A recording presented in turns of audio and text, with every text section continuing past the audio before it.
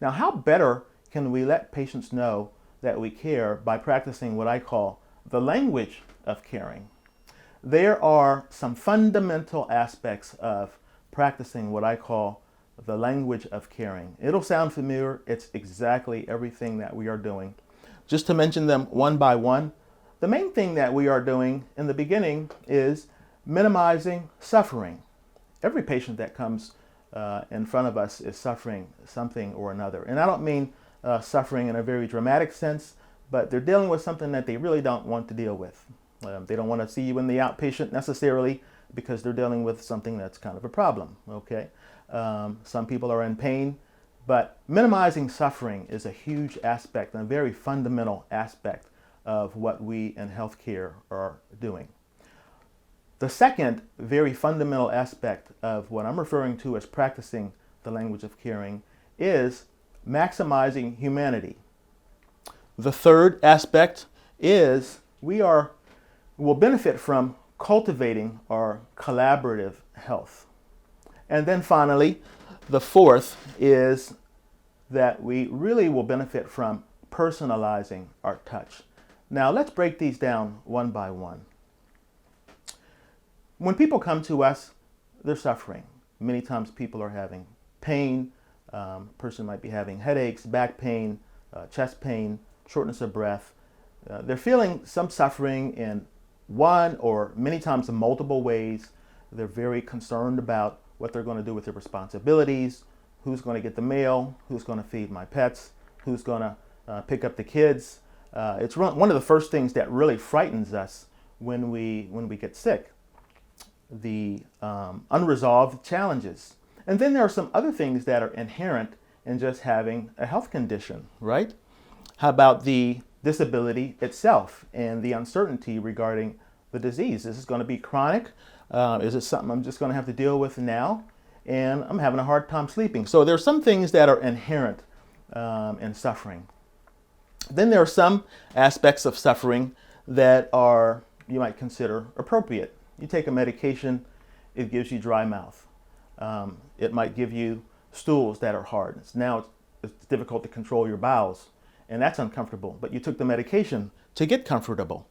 And then you're waiting for the treatments to work. This is all suffering. If we can think about and practice minimizing suffering all the time and assume that our patients are suffering and keep our ears open, keep our hearts open for suffering, then we'll be helping people a lot more than we are right now. And we'll be meeting people also where they are. And many times people are asking, what they're asking for when they're in front of us are simple things. Maybe ice. They might be complaining about their room being too cold. They may be complaining that they don't have a room or that their blankets are not warm. Many times they're complaining about suffering. We don't hear them because there's a part of us that, we feel like, okay, you have worse challenges and we're focusing on those. And so we feel that this level of suffering is maybe acceptable. So let's talk about an aspect of suffering where we can have significant impact. And it's actually one that patients complain of the most. And that has to do with communication and differences in communication and how we communicate. I mean, fact of the matter is that we really didn't learn how to communicate with patients. We talk about language barriers, and most of that has to do with if we speak the same language. But that's not the main barrier, actually. One of the main barriers is what we refer to as dysfunctional suffering. One of the barriers that create dysfunctional suffering really have to do with different people at different times saying different things and not reconciling amongst those. Suppose you have somebody in the emergency department, they're coming in for headache, they're coming in for some disability, and the emergency department colleague really wants to make sure that this patient is safe and that they're stable, and they suggest that you need to spend the night, you'll be able to be observed and go home in the morning. Patient gets admitted to the hospital, and then the next morning, they're like, the ER doctor told me I would be able to go home in the morning, and it's already 11:30. Meanwhile, the team inside the hospital has ordered tests, MRIs of the brain, various other diagnostic tests. And there hasn't been somebody who has come and said, you know, I understand the emergency department colleagues' idea. They wanted to make sure that you were safe. We want to make sure that you're safe also. And looking at some of the diagnostic data that came up from your emergency department and those that came up since then, we need to do a little bit more. So we need to have these discussions so that we are reconciling some of what has previously been said, and that will improve the healthcare experience. So dysfunctional suffering is happening, and there are some things that we can do to mitigate it. What about maximizing humanity? It's one of my favorite things to do, really. Now, imagine something happens to, I hate to say you, but I'll use me as an example. Something happens to me. The first thing that I'll think about is, oh my goodness, who's going to round for me in the hospital? Who's going to pick up my shifts? But aside from that, I'm thinking, now I'm suddenly a patient. I'm going to put on one of those gowns, and then somebody's going to walk up to me and they're going to be referring to me in lots of terms that have nothing really or minimal to do with me. Now I'm going to be suddenly a 53-year-old man who is, let's say, abdominal pain. The abdominal pain guy, 53-year-old guy down in 212 with an MR number. So suddenly now my humanity is wiped away. Whereas a person can refer to who I am, what my background is, what my preferences are. Okay, I can talk about what it is, who it is that I hang out with, my actual humanity, what it is that keeps me alive. So maximizing humanity is huge in terms of improving the healthcare experience, and that is one that you'll have some fun with. Many times I ask patients about their social habits. What do they like to do? Who do they do those with? What would they be doing if they were not in the hospital right now? And that is very helpful. Finally, I should mention that when we are not maximizing humanity, what we are doing and what we are not aware that we are doing many times is that we are disrespecting people, because we are seeing them for who they are as patients, and we're not aware of the rest of their person. We're not acknowledging that. And many times there might even be a family member in the room, and sometimes we don't engage that family member and acknowledge them also. So maximizing humanity is huge, and when we are not doing it, it's perceived as disrespectful. So to summarize maximizing humanity, what I like to recommend is that we ask those questions. What are your hobbies? What do you do for fun? What are your preferences? And what concerns do you have? If you were not in the hospital, what would you be doing right now? Who would you be spending your time with? And also, you're going to have people that are asking about you, they're calling about you. How would you explain what we just talked about? How would you explain what your diagnosis is? How would you explain what tests you've had, as well as your results of those tests that we've gone over? When we've asked these questions, what we're really asking is, what is it that you understand? Who is it that you really are? And how can I best meet you where you are? Maximize humanity to improve the human experience. Finally, we'll do well by cultivating collaborative health. Now, this is something that we're doing for one another. It's hard for us to give to patients something that we do not have ourselves to give. We can do it best as a team if we are cultivating our teamsmanship, cultivating our collective ability to provide to patients. Cultivate collaborative health. Now, I've thought about this in some ways. We've all done this to some degree. We start to familiarize our workplace in ways. We have friends we work with, some that are closer than others. We start to refer to them as brothers and sisters. We will take our favorite cup to our workplace. We have our favorite locker. It's a place that we try to kind of extend our home to our workplace, and I believe that that will work well in terms of cultivating our collaborative health. The big question is, what kind of a place do you want to work in? Do you want to work in a place where you just go there, you put some time in there, you do your tasks, and then you get a paycheck? Or do you want a place where you can go and give and receive, share amongst others, see people in your community do well? What I'm describing are different types of relationships that we get to think about before. What kind of a workplace do we want? A transactional workplace or a transformative workplace experience? I believe the latter. Now, imagine that there is something called burnout amongst colleagues, nurses, and physicians and healthcare workers. Imagine that existed. Of course, it does exist. And one of the reasons why I suggest that it exists is because of these transactional relationships that have been set up and that we have participated in. If we think deeply and if we really want a place where we can grow, patients can heal, and where we want to come back to every day and create a place in our community of health that patients want to come back when they have health issues, what we're looking for and describing is a transformational healthcare experience that we all get to contribute to. So cultivate collaborative health. Cultivating collaborative health is huge in terms of creating and developing the kind of healthcare experience that we want.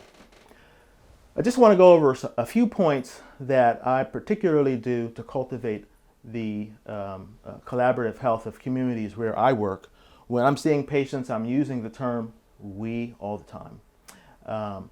We is a word that I use to refer to me and the patient, me and the patient's family, me and the nurses, the other providers that are practicing. I use the term we all day long, and it refers to the collaboration that we are working on and the collaborative health that we enjoy. So I use that term very often.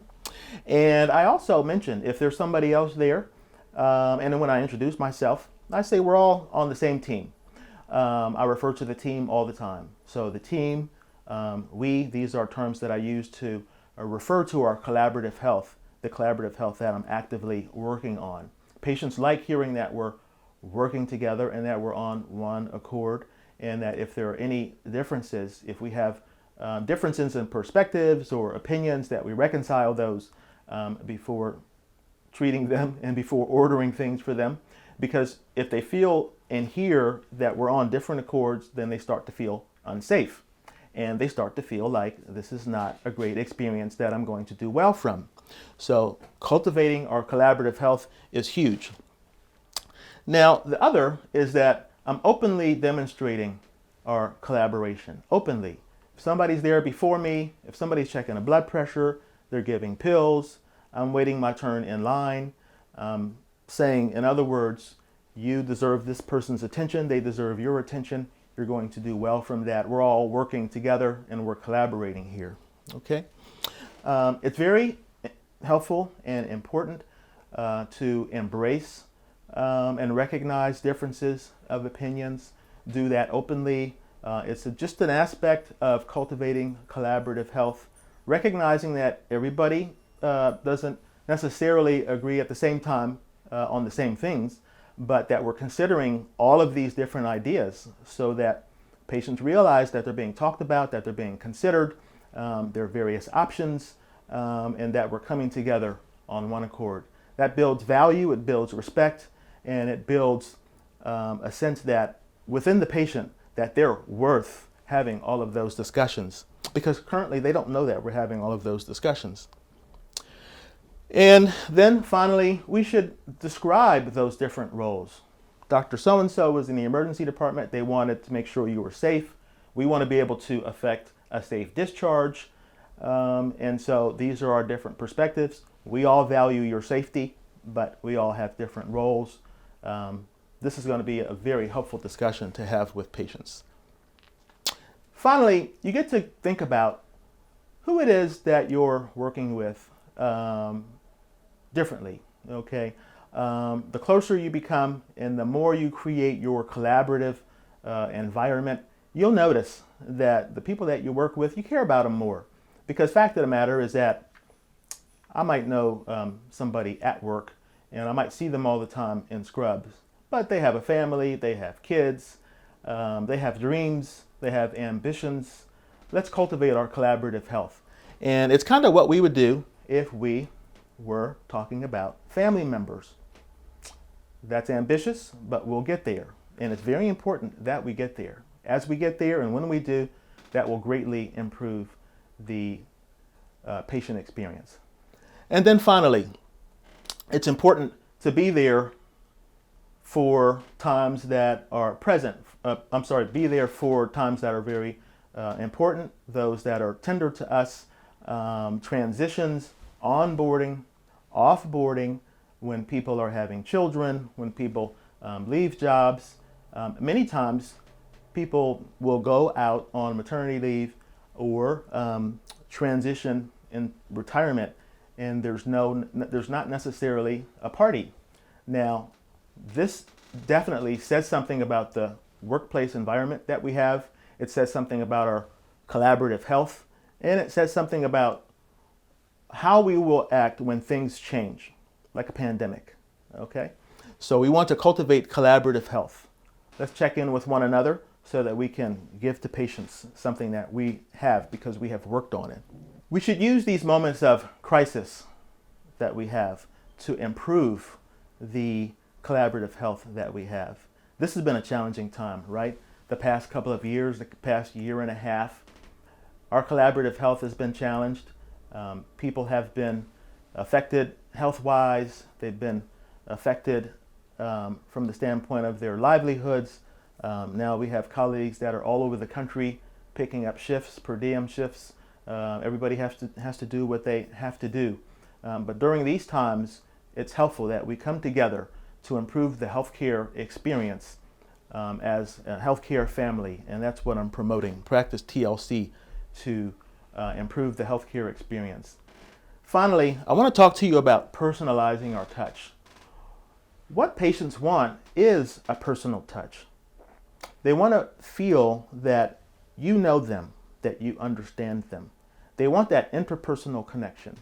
And so they get this opportunity with each and every individual that comes in front of them. It might be somebody who's going to take them downstairs to a test.